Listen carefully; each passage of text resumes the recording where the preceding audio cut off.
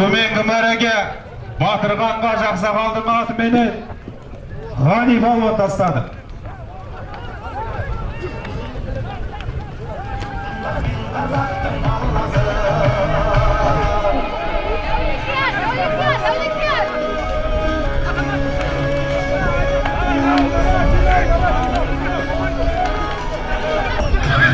Астана ат спорты федерациясының президенті Айтолы Атбегі Алибан мырзаның атыменен Дәулет Балуан тастады жоғарғы мәрені.